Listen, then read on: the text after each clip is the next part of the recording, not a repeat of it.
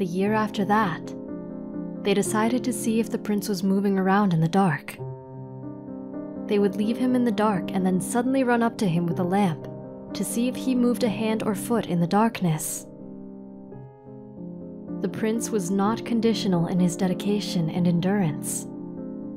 He maintained his composure all day and all night, every day, every week, every month, every year. He knew that one slip-up would lead to an undesirable series of events.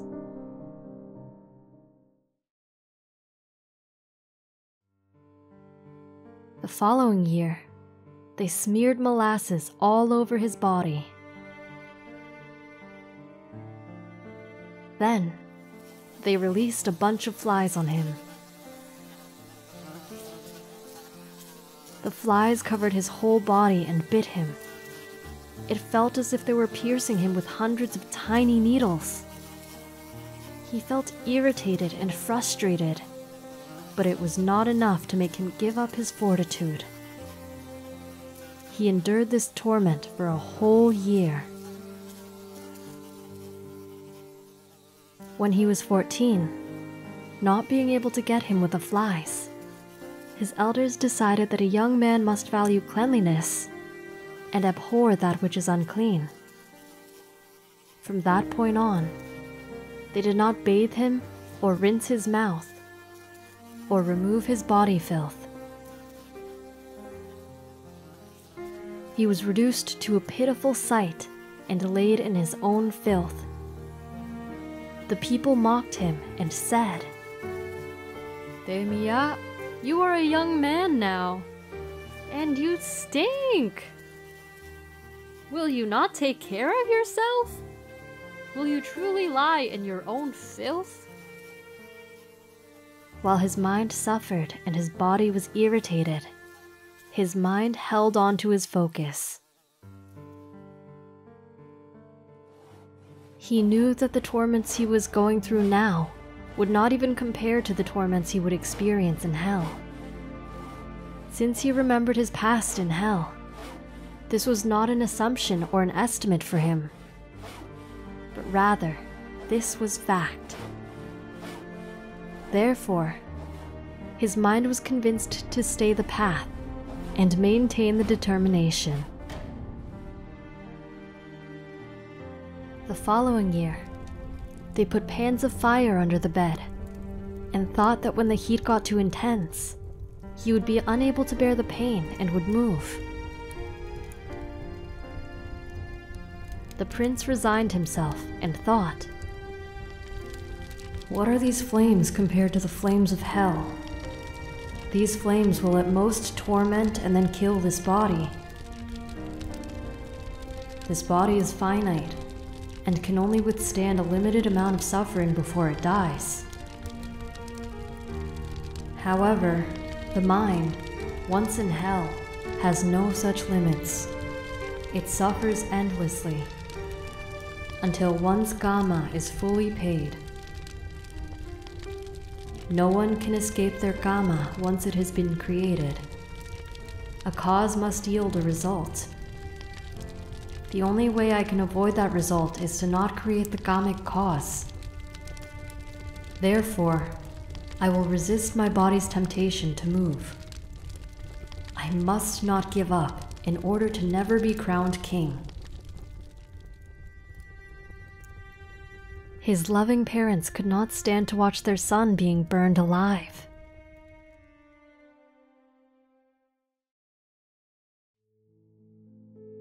They ordered the men to come back and put out the fire and take care of his wounds. They said to him, "Demiya, you must know we love you. We know you are not crippled by birth in any way. Cripples do not have such feet, face, or ears as you do.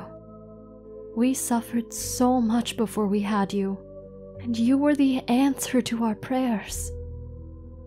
But now, seeing you in this state destroys us." Prince Demiyat remained motionless. Inside, he was conflicted. His nature was to honor and serve his parents. He had been doing that for many of his past lives.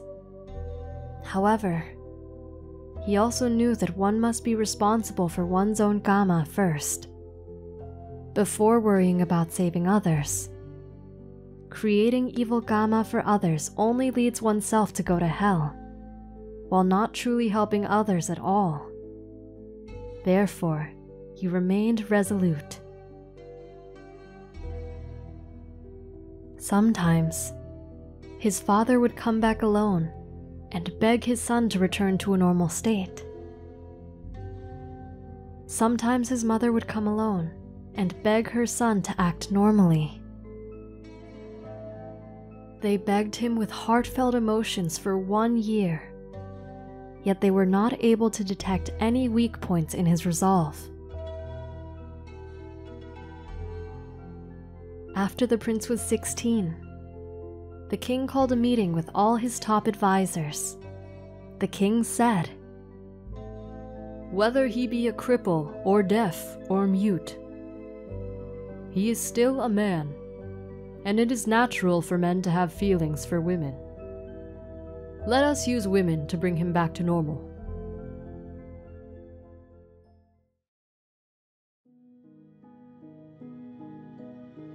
They had the prince bathed in scented water and filled his room with perfume and flowers. They promised the girls that if anyone could make the prince laugh or have sinful thoughts, she would become his queen. The women surrounded him and tried hard to delight him with dancing and singing. They touched him all over. They whispered all sorts of pleasant words to him. However, all the prince could think about was the many years he spent in hell. When the thoughts of suffering occupied his mind, thoughts of pleasure had no room. The prince did not want them to touch his body, so he decided to hold his breath and stop breathing. He began to turn blue and then purple. The women, thinking something was seriously wrong with him, ran away screaming, His body's all rigid. "He's not a man. He must be a goblin."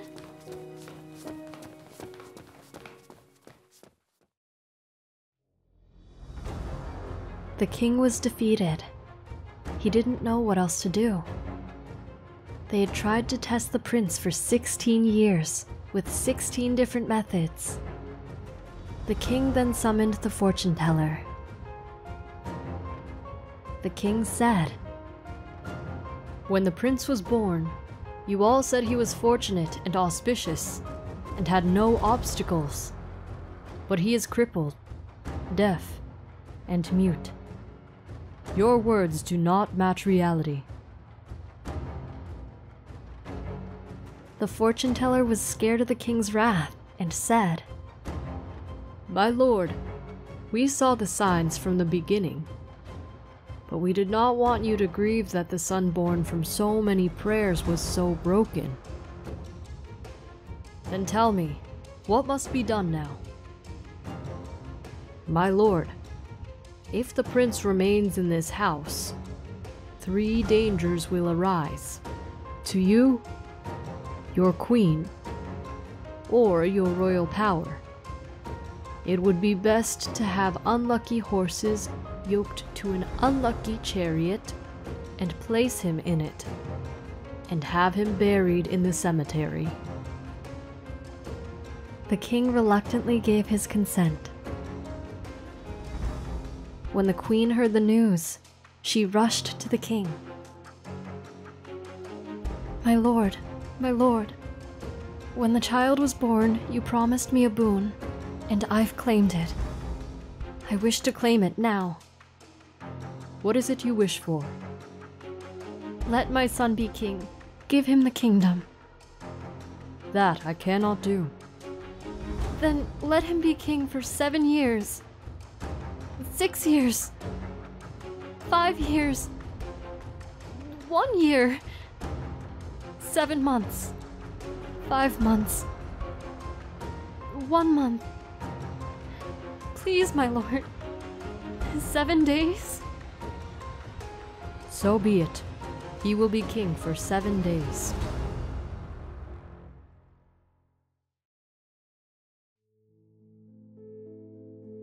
And so, there was a proclamation.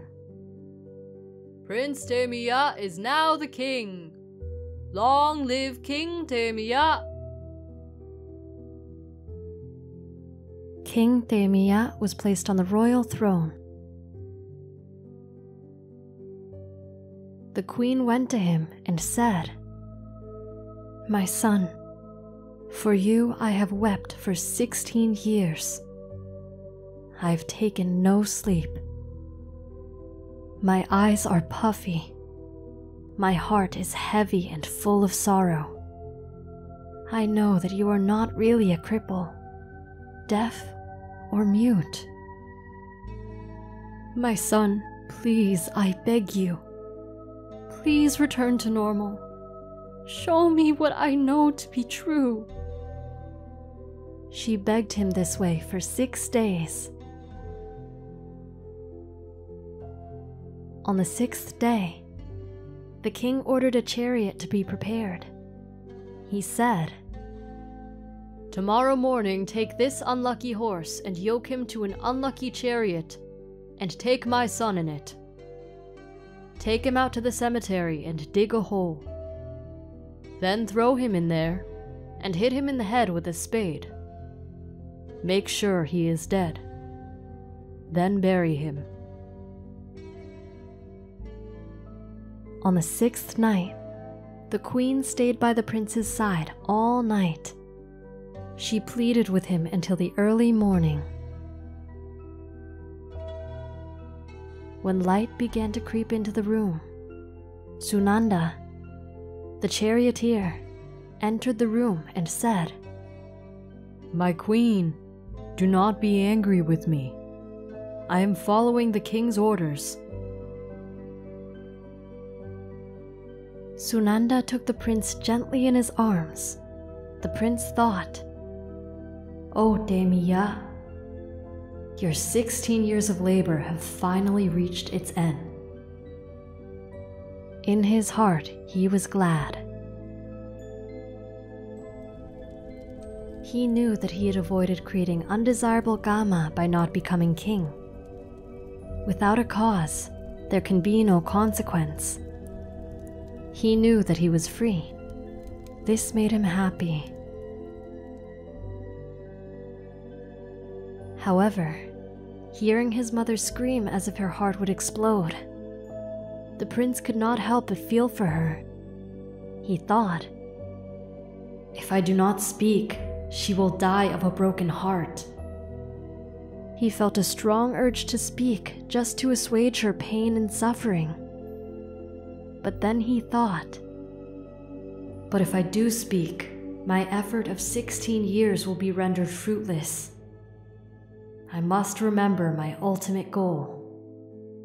And so, he remained silent. Sunanda placed the prince in the unlucky chariot and drove towards the cemetery.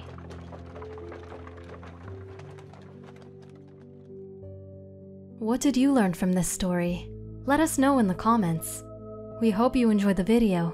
Click like if you did, and click subscribe if you want to see our uploads.